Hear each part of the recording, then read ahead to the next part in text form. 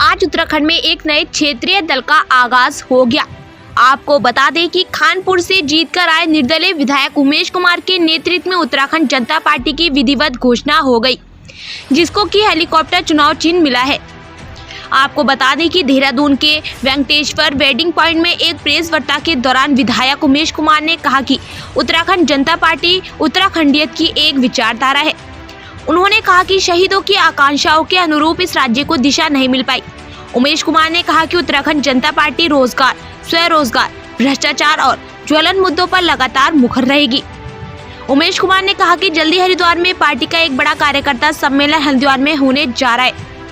आपको बता दें कि इस मौके पर कई जिलों से भारी संख्या में कार्यकर्ता भी पहुंचे थे। इस मौके पर राष्ट्रीय संयोजक विकास चौहान, संजय प्रधान, नवीन रिंकू, हितेश धीमान आदि मौजूद रहे।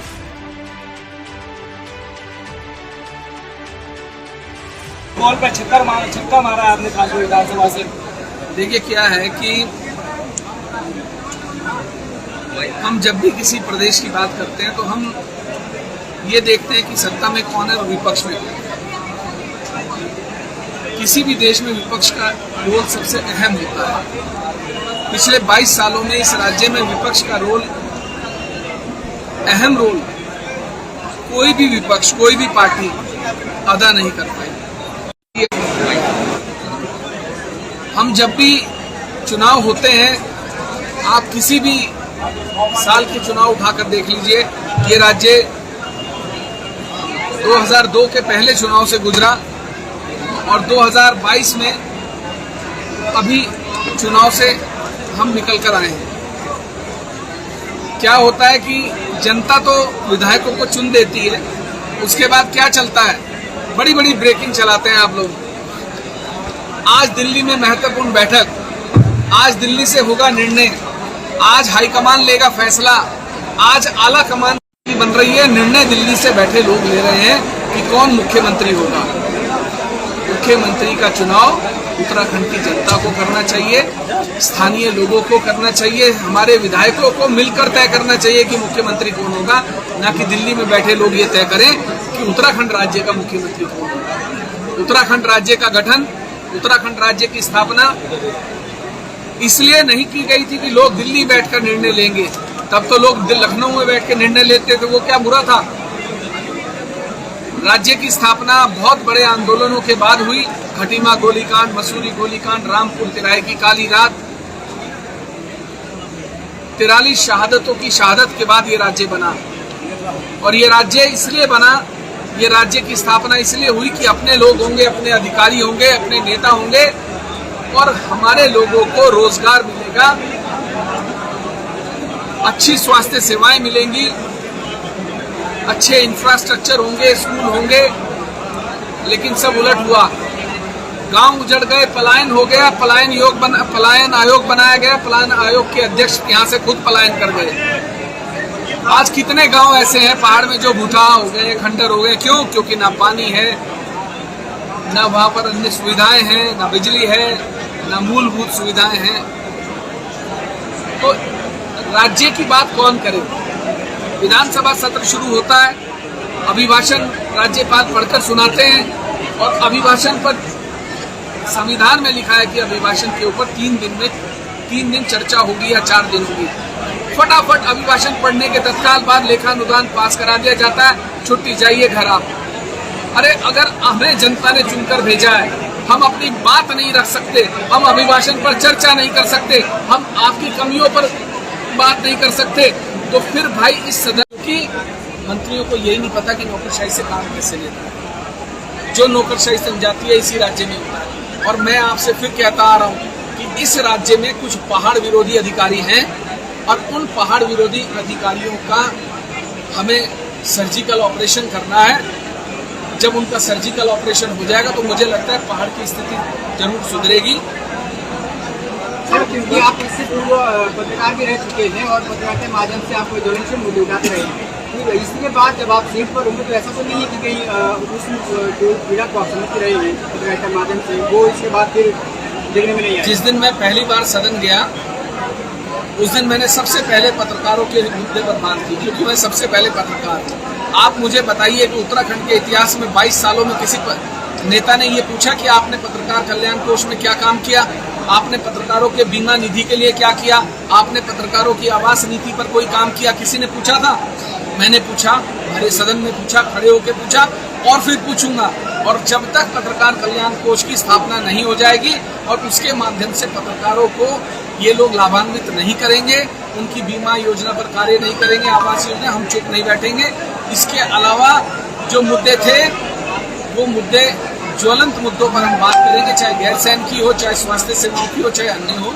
आपको कहीं भी हमारे बीच में, जैसे मैं कल तक था वैसे ही आज हूँ और आगे भी ऐसे ही। सर, भू कानून को लेकर आप क्या? भू कानून के लिए हम आंदोलन करेंगे अगर सरकार ने जल्दी भू कानून लागू नहीं किया।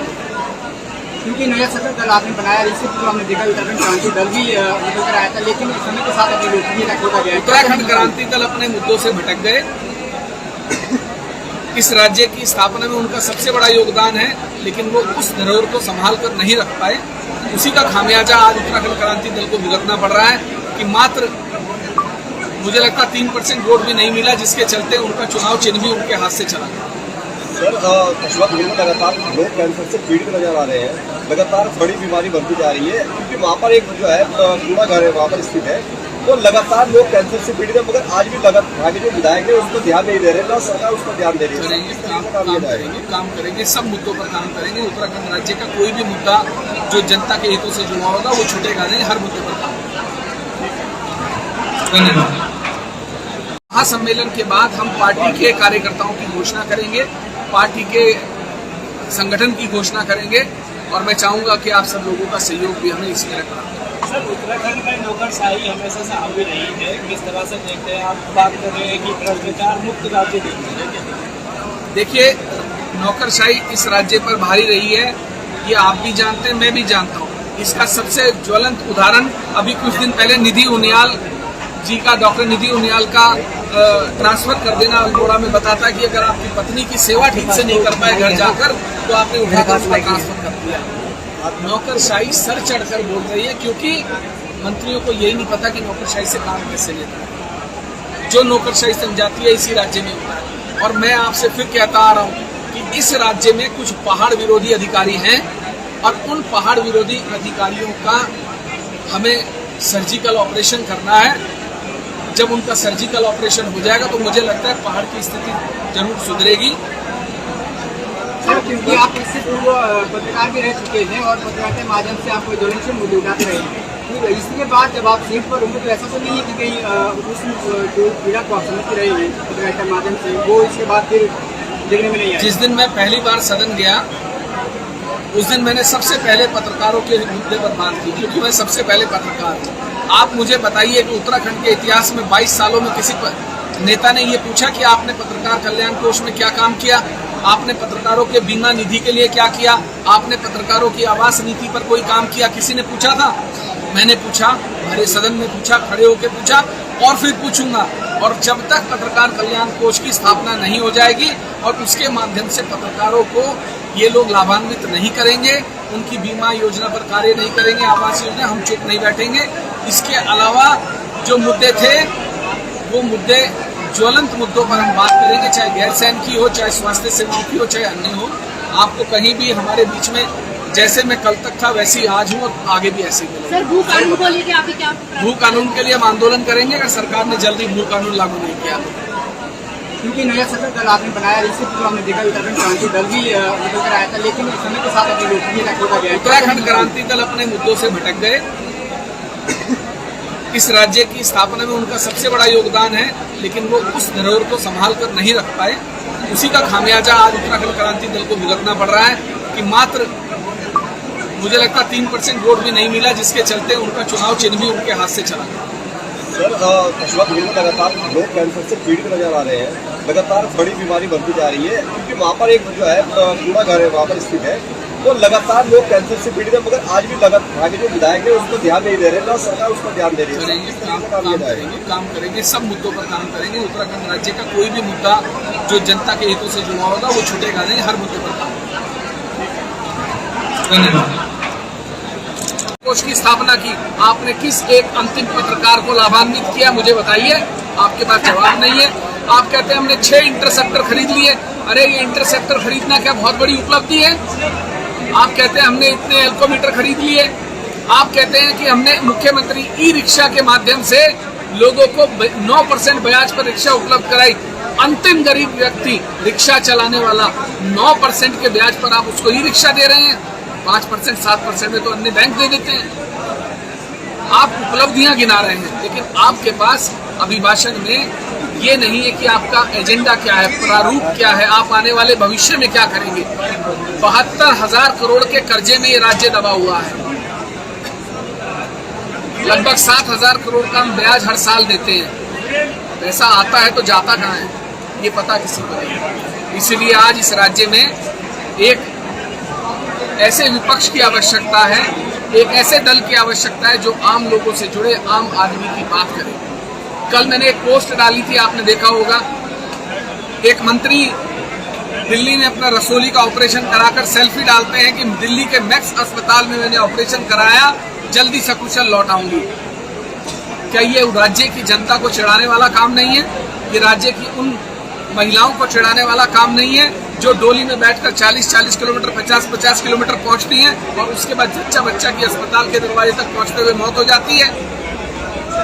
अगर आप ये बात, ये पिक्चर उत्तराखंड का मजाक उड़ाने वाली पिक्चर है, ये सेल्फी उन महिलाओं का मजाक उड़ाती है जो बेबस लाचार होकर अपनी जान गंवा देती है। ये पिक्चर राज्य की स्वास्थ्य सेवाओं का मजाक उड़ाती है कि उत्तराखंड राज्य के पास स्वास्थ्य सेवाएं नहीं है कि वो एक मंत्री का भी इलाज कर सके। जब एक मंत्री को, कैबिनेट मिनिस्टर को इस राज्य में इलाज नहीं मिल सकता तो आम आदमी को क्या मिलता हुआ रोजमर्रा आप देखते हैं। इसी के चलते हमने निर्णय लिया कि हम एक राजनीतिक दल का गठन करेंगे, आवाज मजबूत करेंगे, उठाएंगे।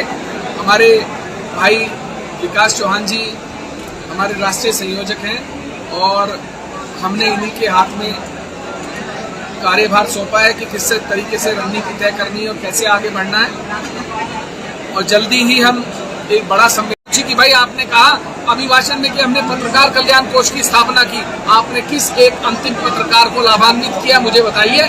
आपके पास जवाब नहीं है। आप कहते हैं हमने 6 इंटरसेप्टर खरीद लिए।